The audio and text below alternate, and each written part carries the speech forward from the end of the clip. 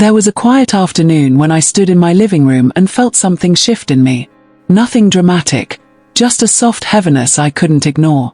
My home didn't feel like the steady, comforting space I grew up in during the late 1950s.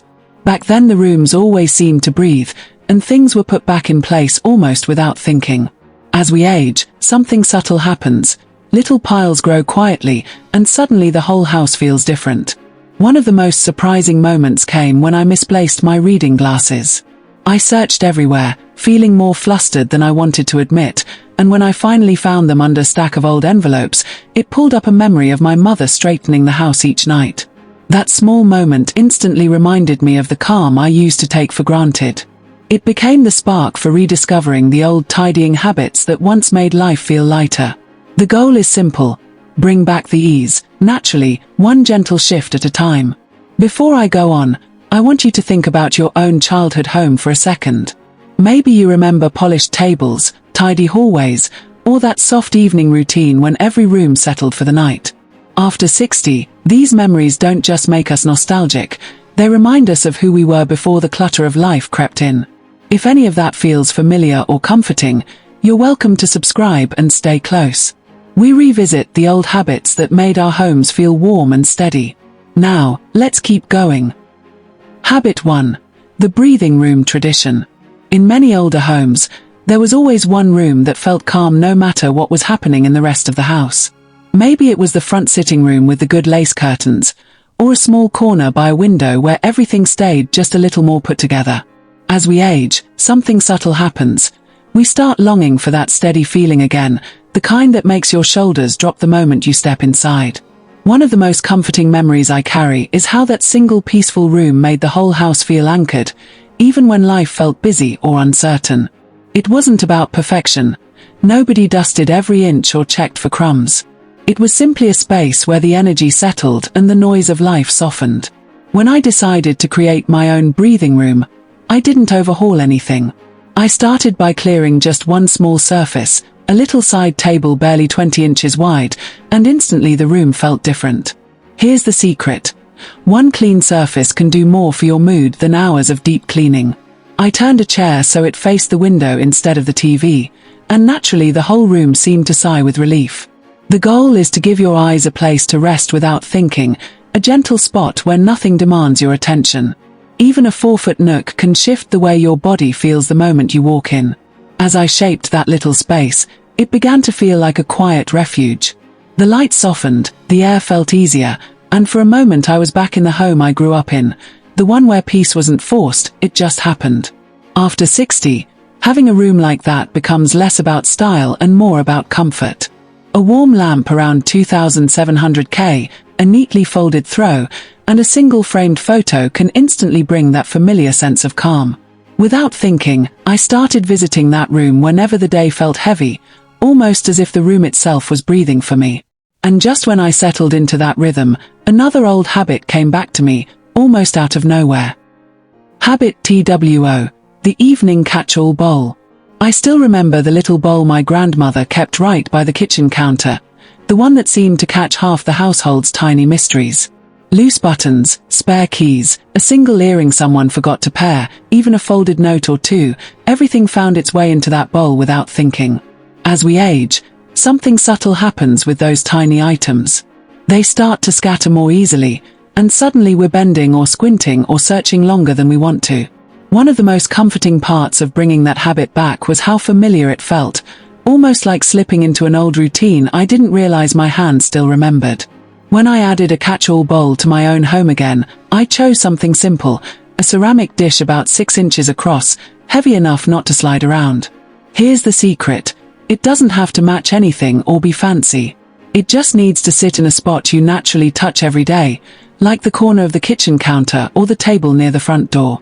The first time I dropped my keys into it, the soft clink instantly shifted something inside me. It felt like the house letting out a small breath of relief. The goal is to give the little things a safe landing place, so they stop roaming around the room and stealing your time. After 60, anything that keeps us from bending or rummaging is a gift, not a chore. As the days went on, the bowl became more than just a container. It became a quiet reminder that order doesn't have to be perfect to feel good. I noticed that even the sound of placing something inside, the soft tap of metal, the tiny slide of paper, made the room feel calmer. It naturally signaled that the day was winding down and everything was finding its place again. A bowl that's small can hold more peace than you'd expect. Without thinking, I started dropping things into it throughout the evening, and each time it felt like I was closing tiny little loops that used to stay open and nag at me. And just as that new old rhythm settled in, another memory nudged at me, a morning habit that shaped the start of every day in the home I grew up in. Habit 3. The morning reset ritual. When I think back to the older women in my family, I can still picture the way their mornings always began the same gentle way. After making the bed, smoothing the sheets with the back of their hands the way women did in the 60s, they would pause and straighten just one thing in the room.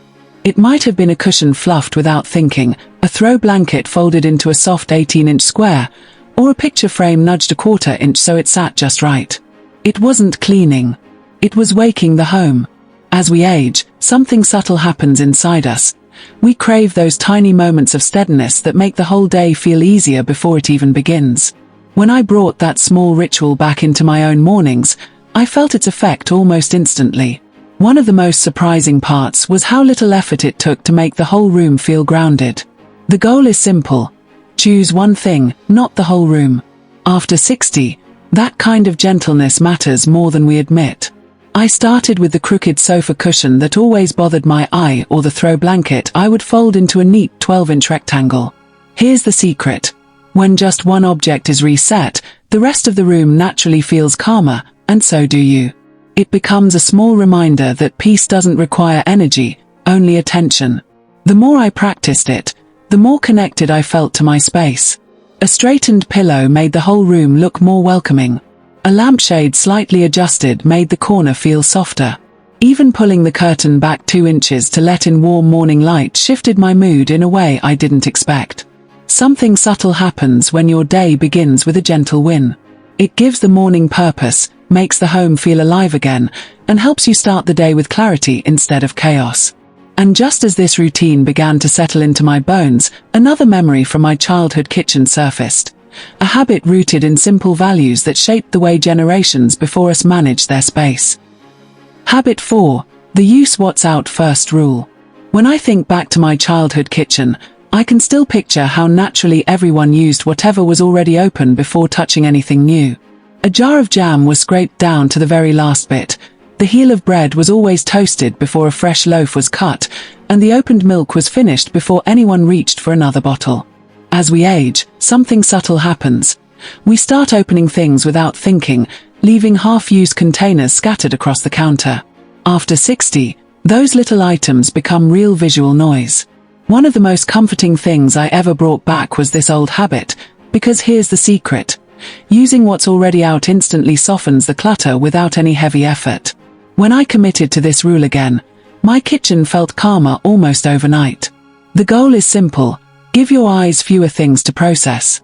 I started placing all my open items on a small 10-inch tray so they stayed contained instead of drifting across every surface. Naturally, the whole room looked lighter, even though I didn't change anything major. Even the refrigerator felt more peaceful once I moved the half-used items to the front, where I could reach them easily without bending or rummaging. This habit also brought back a sense of frugality that shaped our generation. We were raised to use what we had, not stack up duplicates we'd forget about. Bringing that mindset into my kitchen again eased a quiet guilt I didn't realize I'd been carrying. Something subtle happens when you honor what's already open. The space feels steadier, and so do you. And as this rhythm settled in, another memory returned, one tied to the rest of the house and the gentle midday routine our parents once followed. Habit 5. The midday house walk. One of the most vivid memories I carry from childhood is watching my parents take a slow walk through the house right around midday. They didn't rush, and they didn't treat it like a chore. They simply moved from room to room, checking whether the space felt settled. A curtain might be pulled back an inch to let in softer light, a blanket smoothed so it fell in a clean line over the back of a chair, or a chair nudged fully under the table so the room looked naturally balanced. As we age, something subtle happens. The way a room feels starts to affect our mood more deeply. After 60, even one thing out of place can throw off the sense of calm we rely on. Watching them do that gentle walk taught me that a home responds to quiet attention, not effort. When I brought that practice back into my own day, I felt the difference almost instantly. I didn't treat it like cleaning. I just drifted slowly, naturally, letting my eyes land on one small thing at a time. The goal is simple: reconnect with your home in tiny, easy moments. I'd shake out a pillow once and let it fall into a soft, full shape. I'd pull the blinds so the light came in at a warmer angle, or straighten a table runner so it sat in a neat 20-inch line down the center. Even adjusting a photo frame a 1/4 inch so it aligned with the edge of a shelf made the room feel calmer. Here's the secret: these tiny actions reset your space and your mind at the same time, without thinking or forcing anything. What surprised me most was how grounding it became. After 60, energy dips happen, and it's easy to feel disconnected from the home you've lived in for years. But that slow house walk gave me back a sense of quiet control. Naturally, the rooms began to feel more supportive, and so did my own body. And once that rhythm settled into place, another old habit from childhood came back to me: the belief that every object in the home should have a place to return to. Habit 6. The 5 things home rule. In the house I grew up in, there was a phrase I must have heard 1,000 times: everything has a home. It was said so naturally, almost like breathing. After 60, something subtle happens. Little items wander more easily, and suddenly the house feels louder than it should. One of the most comforting things I brought back was the simple rule of returning just 5 things to their proper place each day. Not 50. Not everything. Just 5. Here's the secret: 5 is small enough that you don't resist it, but big enough that the room instantly feels clearer. It wasn't decluttering. It was restoring harmony, the way our parents did without thinking. When I started doing this again, I didn't choose anything heavy or complicated. I'd spot a book sitting on the coffee table, a pair of glasses perched on the wrong shelf, a scarf draped on a chair, a coaster that belonged in the drawer, or a stray mail piece that needed the basket. Returning 5 things took maybe 2 minutes, sometimes less. The goal is simplicity, a movement that feels doable on days when energy isn't at its best. Naturally, the room shifted. When 5 things go home, the eye relaxes. After 60, that kind of visual rest matters more than we admit. What surprised me most was how familiar it felt. I could almost hear my mother's voice guiding me, reminding me that order isn't about perfection, it's about care. Something subtle happens when the items you touch every day finally rest where they belong. The whole room softens. And you soften with it. A cushion placed back on its spot, a folded blanket tucked along a 12-inch line on the couch, a mug returned to the same cabinet shelf. Each one made the house feel calmer. Each one made me feel more grounded. It was harmony returning, quietly. And as that rhythm settled comfortably into my days, another memory stirred. A tiny habit from my younger years that happened during the smallest pockets of time, usually when something else was already in motion. Habit 7. Tidying while the kettle boils. There's something almost tender about the memory of standing in a small kitchen, waiting for the kettle to warm. In my younger years, those 2 or 3 quiet minutes were never wasted. Without thinking, my hand would reach for a cloth, and I'd wipe the counter in slow, familiar circles. Sometimes I'd gather the mail into one neat stack or tuck a teaspoon back into its drawer. After 60, something subtle happens. Those tiny pauses in the day start to feel heavier, longer, almost empty. Bringing this little habit back filled that space in the best way. It felt natural, like muscle memory waking up after a long nap. Here's the secret: when you tidy during moments you're already waiting, the work doesn't feel like work. The goal is softness, not speed. I'd wipe a 12-inch section of countertop until it had that gentle, just clean shine, or I'd stand a jar upright that had been leaning for days. Instantly, the room looked a little more cared for. Naturally, I began to look forward to the sound of the kettle switching on because it meant another tiny victory was coming. And as we age, these little pockets of accomplishment matter more than people realize. They remind us we're still capable, still creating small bits of order that make life feel easier. What surprised me was how calming it felt. Something subtle happens when a kitchen settles itself, the mind settles too. By the time the kettle clicked, The space around me felt lighter. It was only a few simple gestures, but they gave me a sense of control on days when the world felt a bit too fast. These moments became anchors. And once this habit found its way back into my evenings, it naturally led me into another rhythm from long ago. The quiet ritual that always came as the day wound down and the house prepared to rest. Habit 8. The last light house check. I can still hear the soft rhythm of my parents' footsteps as they moved through the house each night, doing that gentle last light check before everyone settled in. Lamps clicked off one by one, blankets were folded with slow, familiar hands, and the surfaces that had gathered the day's little messes were smoothed until they looked peaceful again. Even as a child, I could sense the comfort in that routine. It told me that the day was ending safely, that the house was settling down right along with us. After 60, something subtle happens. Evenings start to feel a little heavier, a little quieter, and sometimes a bit lonely. Reviving that same nighttime walk brought back a sense of closeness I didn't even realize I'd been missing. Here's the secret. The goal is not to perfect anything. It's simply to create a soft landing for the night. I walk slowly, pausing long enough to straighten a cushion or tug a blanket so it rests evenly along the arm of the sofa. A lamp with a warm bulb at about 2700 K gives the room that cozy glow, and when I switch it off, something inside me settles too. I naturally check the kitchen counters, wiping just a small 12-inch area if it needs it, and tuck stray items into a small basket by the doorway. Instantly, the house feels calmer. It's like telling the walls, "You've done enough today," and hearing that same message echo back to me. As we age, these tiny rituals start to matter more than we expect.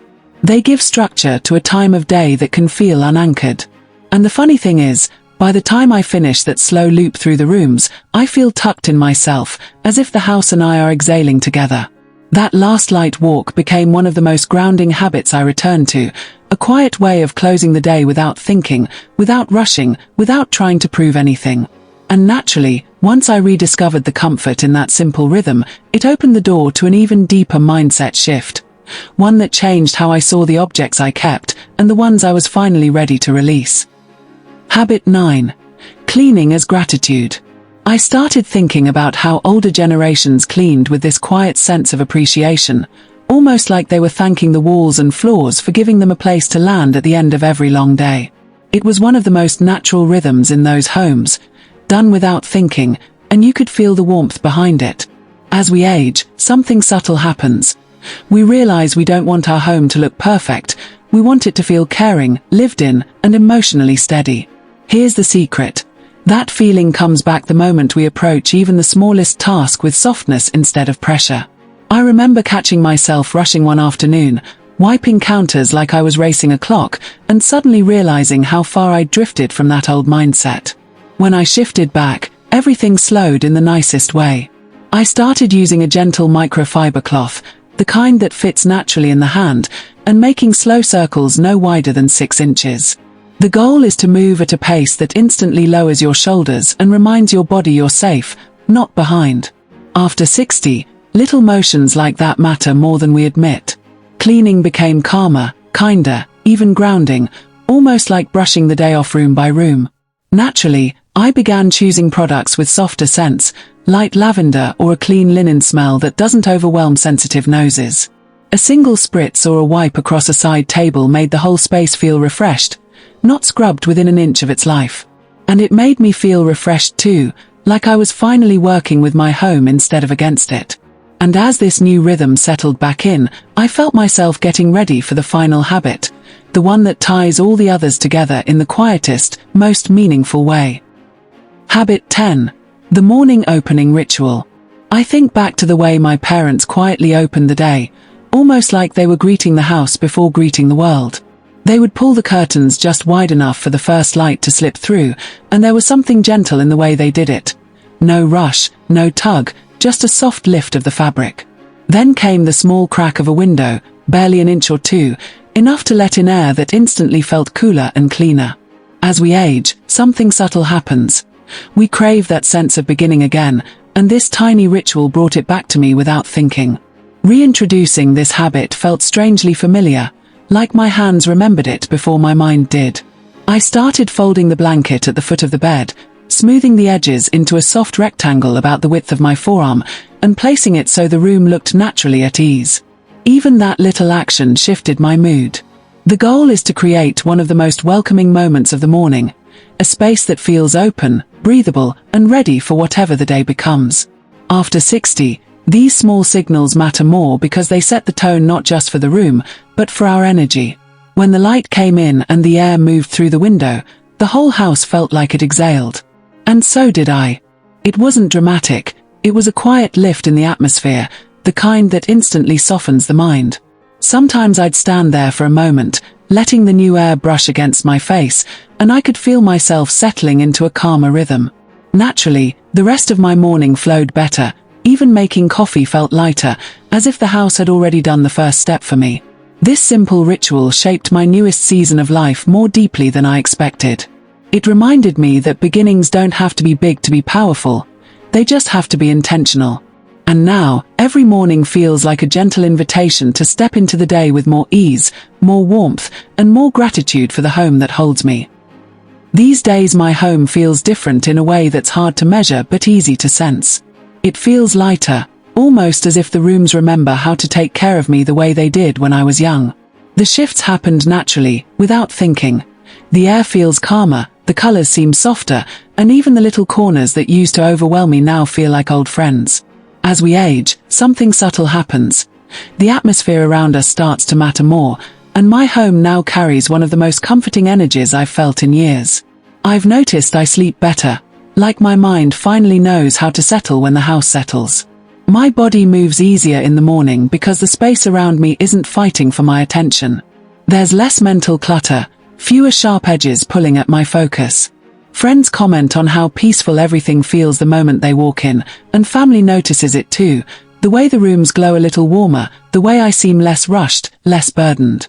Here's the secret: these small habits didn't just change the look of my home, they changed the way I breathe inside it. They softened me. They taught me that care doesn't have to be heavy. And if I've gained one gentle piece of wisdom through all of this, it's that the goal is never perfection. It's creating a space that holds you with the same tenderness you offer it. Many of us grew up with these rhythms without ever naming them. They were simply woven into the way life flowed, passed down through kitchens, laundry lines, evening routines, and quiet Saturday mornings. After 60, we start to recognize how those ordinary habits shaped the emotional backbone of home.